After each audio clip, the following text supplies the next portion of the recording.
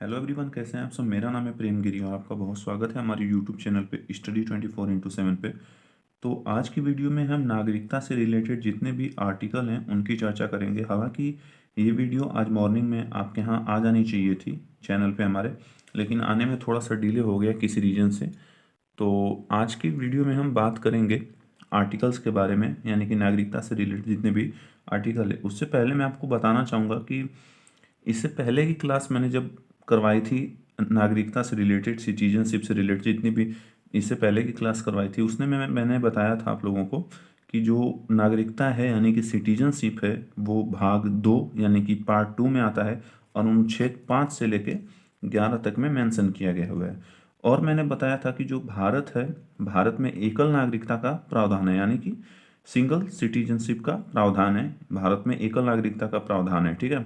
यानी कि अगर आप किसी अन्य देश की नागरिकता ग्रहण करते हैं तो भारत की नागरिकता स्वयं समाप्त हो जाएगी, ठीक है। ये एकल नागरिकता का प्रावधान है। और ये एकल नागरिकता का प्रावधान कहाँ से लिया गया था?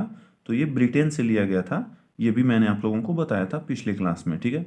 और मैंने भारतीय नागरिकता अधिनियम 1955 की चर्चा किया था, जिसमें मैंने 5 प्रकार के नियम बताए थे जिस प्रकार से आप भारत की नागरिकता ग्रहण कर सकते हैं, या फिर आप भारत के नागरिक हैं किस प्रकार आपको यह जानकारी होगी। ये सारी चीज़ें उस 5 प्रकार के नियम में बताया गया था, जो कि मेरे यूट्यूब के चैनल पे वीडियो पड़ी है, आप जाके देख सकते हैं, बहुत ही इंपॉर्टेंट है। मैंने 5 तरीके भी बताए थे कि किस किस तरीके से भारत के नागरिक बन सकते हैं, ठीक है।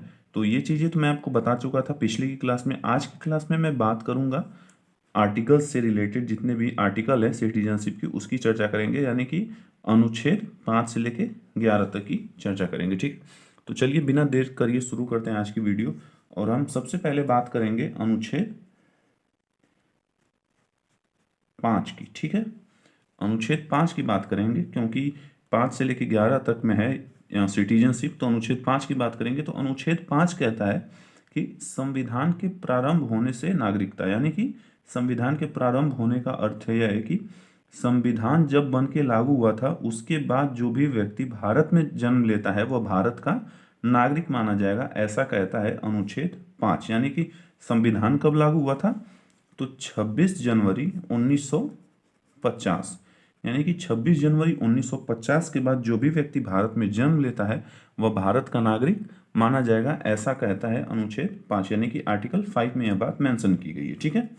अब हम बात करेंगे अनुच्छेद 6 की, यानी कि आर्टिकल 6 की हम बात करेंगे, ठीक है। तो आर्टिकल 6 क्या कहता है कि भारत से पाकिस्तान से भारत को प्रव्रजन करने वाले व्यक्तियों की नागरिकता का अधिकार क्या क्या है वो हम बात करेंगे। यानी कि अनुच्छेद 6 कहता है कि पाकिस्तान से भारत आए लोगों की नागरिकता किस प्रकार, क्या क्या प्रावधान दिया गया है कि जो लोग पाकिस्तान से भारत आते हैं उनको किस प्रकार भारत की नागरिकता दिया जा सकता है, उसका प्रावधान किस में मेंशन किया गया है? तो अनुच्छेद 6 में मेंशन किया गया है, यानी कि आर्टिकल 6 में मेंशन किया गया है, ठीक है। अब आगे हम बात करेंगे अनुच्छेद 7 की, ठीक है। अनुच्छेद 7 क्या कहता है? तो अनुच्छेद 7 कहता है कि पाकिस्तान को प्रवर्जन करने वाले लोगों की नागरिकता का प्रावधान, यानी कि जो व्यक्ति भी, यानी कि जो भारत का व्यक्ति है वो पाकिस्तान को चला जाता है तो उसकी नागरिकता का प्रावधान क्या होगा यदि वह फिर से भारत की नागरिकता लेना चाहता है। तो इस स्थिति में उस व्यक्ति की नागरिकता क्या क्या उसके अधिकार हैं कि वो फिर से भारत का नागरिक बन सकता है, इसकी चर्चा किया गया है अनुच्छेद 7 में, ठीक है। तो ये अनुच्छेद 7 में मेंशन किया गया है कि यदि कोई पाकिस्तान को जाने वाला व्यक्ति नागरिक है तो उसके नागरिकता का क्या क्या प्रावधान होगा वो मेंशन किया गया है अनुच्छेद 7 में। अब हम बात करेंगे अनुच्छेद 8 की, ठीक है। अनुच्छेद 8 कहता है कि भारत से बाहर रहने वाले, यानी कि जो व्यक्ति भी भारतीय मूल के हैं, जो व्यक्ति भारतीय मूल के हैं उनकी नागरिकता का क्या अधिकार है, उनको क्या नागरिक अधिकार प्राप्त है भारत की तरफ से, उसकी चर्चा किया गया है अनुच्छेद 8 में। यानी कि जो भी व्यक्ति भारत से बाहर रह रहे हैं या फिर भारत से विदेश में जन्म लेने वाला कोई वैसा व्यक्ति है जिसके माता या पिता भारतीय मूल के हैं, तो उसकी नागरिकता का क्या क्या प्रावधान होगा वो मेंशन किया गया है अनुच्छेद 8 में, ठीक है। यह अनुच्छेद 8 में बताया गया है। अब आगे हम देखेंगे अनुच्छेद 9 की चर्चा करेंगे। अनुच्छेद 9 बहुत ही इंपॉर्टेंट है, अक्सर क्वेश्चन पूछता है एग्जाम में। तो चलिए हम देखते हैं कि अनुच्छेद 9 क्या कहता है। तो अनुच्छेद 9 बताता है कि यदि आप किसी अन्य देश की नागरिकता ग्रहण कर देते हैं, यानी कि विदेशी नागरिकता ग्रहण करते हैं, तो भारत देश की नागरिकता क्या होगी, स्वयं समाप्त हो जाएगी। ये बात किसमें कही गई है, तो अनुच्छेद 9 में कही गई है। इसी चीज को एकल नागरिकता कहते हैं। क्या कहते हैं, एकल नागरिकता। ठीक है, एकल नागरिकता का अर्थ ही यह है कि अगर आप किसी अन्य देश की नागरिकता ग्रहण करते हैं तो जिस भी देश में आप रह रहे हैं उस देश की नागरिकता समाप्त हो जाएगी। एकल नागरिकता का यह प्रावधान है। यदि आप पाकिस्तान की नागरिकता ग्रहण कर लेते हैं और भारत के व्यक्ति हैं, भारत के नागरिक हैं, तो आपकी भारत की नागरिकता क्या हो जाएगी, चली जाएगी। यही अनुच्छेद 9 कहता है। ठीक है, बहुत इंपॉर्टेंट है ये।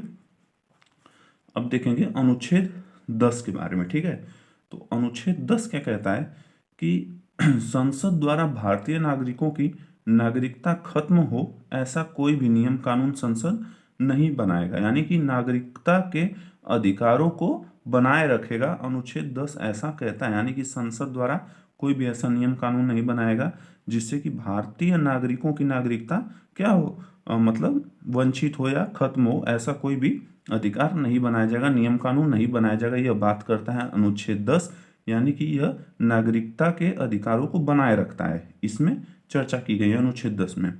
अब हम बात करेंगे अनुच्छेद 11 की। ठीक है, अनुच्छेद 11 जो कि सबसे इंपॉर्टेंट है। ठीक है, लास्ट है सिटीजनशिप का, लास्ट ये अनुच्छेद है।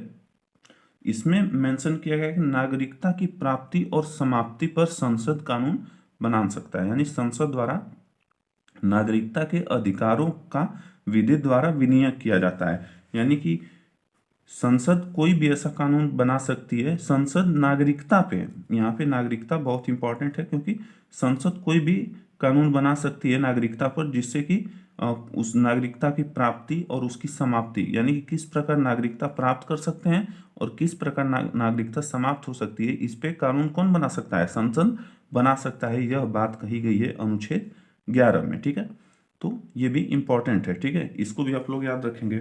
तो आज की वीडियो में आप लोगों ने देखा अनुच्छेद 5 से लेकर अनुच्छेद 11 तक की चर्चा की है, जो कि सिटीजनशिप से रिलेटेड है। तो जितने भी आर्टिकल थे वो आप लोग क्लियर कर चुके हैं। इससे पहले की क्लास में मैंने बता दिया था सिटीजनशिप के बारे में सारी चीज़ें, जैसे कि भाग 2 में मेंशन किया गया है, अनुच्छेद 5 से लेकर 11 में मेंशन किया गया है।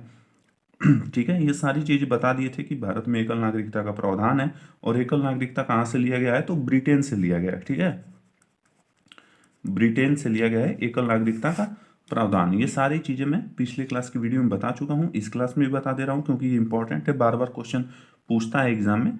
ठीक है, तो ये भी आप लोग याद रखेंगे। तो आप लोग नागरिकता के लिए जितना भी मतलब क्वेश्चन क्विज है उसको मैं जल्द लेके आऊँगा वीडियो के माध्यम से। और आप लोगों ने चैप्टर को अच्छे से देखा है, बिना स्किप किए वीडियो को देखिएगा। एक बार चैप्टर समझ गए उसके बाद क्वेश्चन क्विज कर लेंगे, तो आपके जितने भी डाउट होंगे नागरिकता चैप्टर से रिलेटेड वो खत्म हो जाएंगे। ठीक है, तो आज की वीडियो यहीं पे मैं रोकना चाहूँगा क्योंकि नागरिकता से जितने भी रिलेटेड इंपॉर्टेंट क्वेश्चन थे मैंने सबको समझा दिया अच्छे से। आप लोग वीडियो को देखिए। ठीक है, तो आज के लिए इतना ही, मिलते हैं नए वीडियो में। ठीक है, आज के लिए इतना ही, धन्यवाद।